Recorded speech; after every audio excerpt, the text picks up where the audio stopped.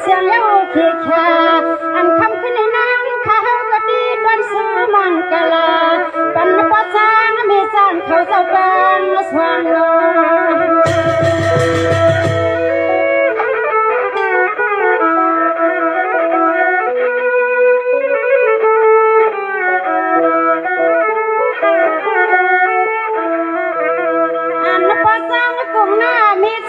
เสียน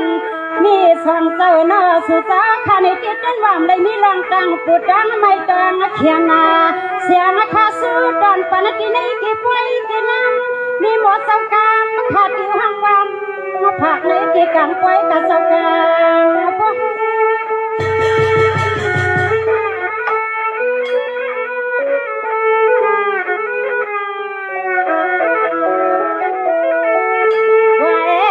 สุสาข้าผู้เลมีก็ปังตนาไปตนาลำซ้ำอยู่ไหลลุงเบหมอสกังข้าวหัดนาไปหัดนาลำข้าวยังอ้ำตื้อสาวสองก็ผู้เลมีก็จนว่าเป็นสัตว์เทยาขี้ขังเขี้ขาสุสาก็จนว่าเมื่อวักเอามุกสมหัดมายาขี้ขานางข้าสมนำสุสาข้าจนมีหลังตังควันตังคำแน่ในอาณาเขต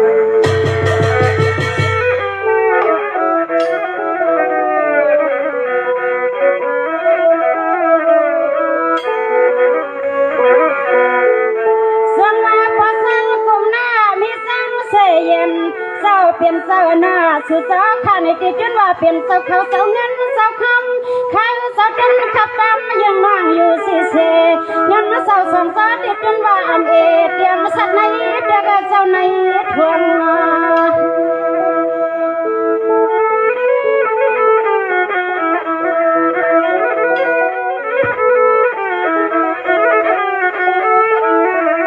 เสียงวันเขาได้ยินข่าวเหล่านั่งปอจังมีจังเขาในปอดโดดดัง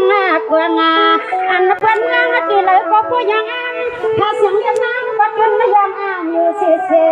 ยันสาวขัดจนว่าอันเออันสาวก็พบกันไปเรื่องนี้นะหมันกับพวกกำกาหรือกำกา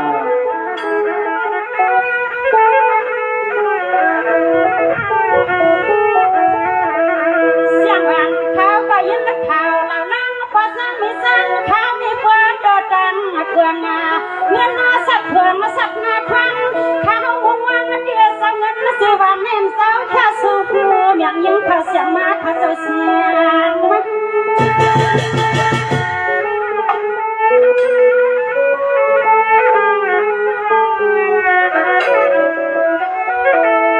ยิงเขาสุดนาตวนไม่ปันปอสังมีสังหงฟ้าที่รถตีกา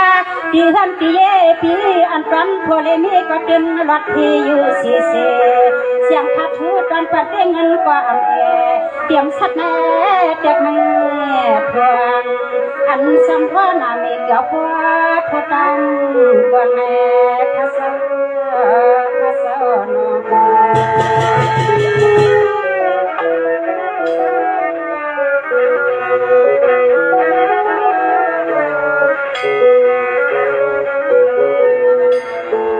สังว่าภาษาของหน้ามีสังเสยนเศร้าเปลี่ยนเศร้าหน้าสุสาข้าในก็อำชาสุสาข้าในก็จนวันชาขี้ขาอันสามีที่เงินยังซื้อนั่งเสียงโยมันยา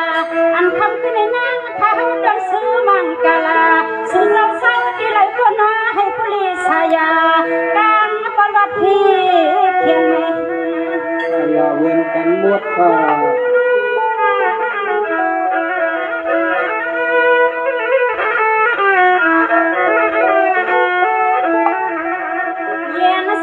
ซึ่งให้เย็นแทงกัดอยู่ซึ่งให้กัดแทงเศร้าอันที่กินที่นอนที่นั่งที่เศร้าข้าวสุดนั่งไว้ปันกุยำให้มันขอสวมเรียกความมันเสียงข้าวสู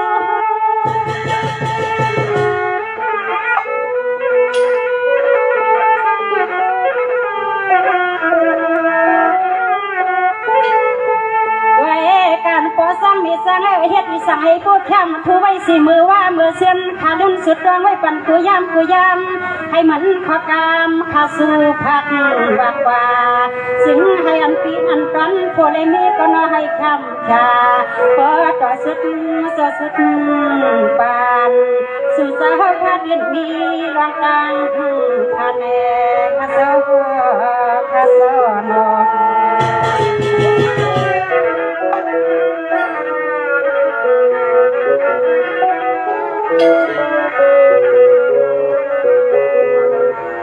สมาปสังกุมหน้ามีสังเสยเย็น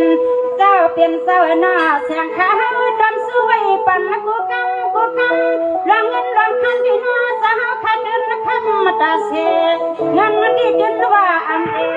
สู่สาวเย็นปันนั่งนี่ก็ยิ่งราคาสู่ผาปันให้มีนำมาตัวทับไผ่พามาเริ่มไม่ไกลเลยเนาะตัวทับไผ่พามาเหลือมาดูเอามาอะไรกันเนาะมาเสียหรือถามเลยกันเนาะ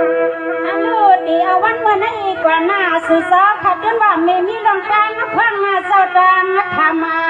เสียงนักขาสู้ตอนปั่นกูกำรางเงินรางคำมาดีสู่สาวขัดจนเด็กก็ขัดเตรียมเดินนักขาโซเดียมโทรศัพท์ค่ะโทรศัพท์เปิดตู้ขายมาเอาอะไรคะเนาะมีติดชุ่มดูดถามมาเลยคะเนาะหวังเหมือนสาวข้าวเพียงกินยามาเสนาหนึ่งกำก็ยิ่งขัดขามาตอนซื้อสตังหูบังกาลาสิ่งให้ปลายคำชาการปลดทิ้งเทียนสิ่งให้สื่อสาวพวเลมีไรกัดยันแน่คาโซ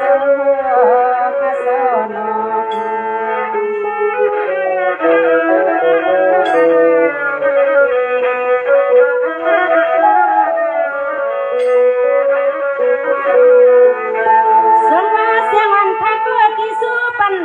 กันยายาวาเลี้ยงกากันให้นึ่งก่อนข้านาเศร้านาเสียงข้าก็ดีแค่น้ำตามาลือตามไฟเสียงของข้าลัดกว่าลัดมาลูเสียงของข้าผู้ซ้ำลอยคือแค่เล็ดมาลือตามเย็น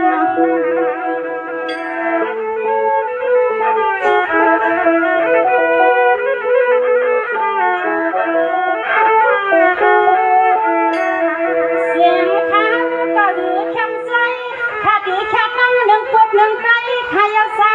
อันปะลังปะลื่นก็เดินไม่มีหมอสองน้ำพอหมอสองคำหนึ่งแขกหนึ่งยามขายน้ำแขกกัน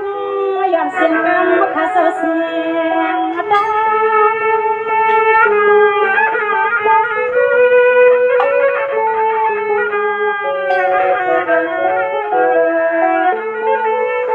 ยิงข้าวเกจนาเข้ามาละปันกำอันพวกนี้ยิ่งข้าวกะทิข้าตามเดือดดำกันเสียงสองเขาสองเครื่องละปันพวกไก่สอง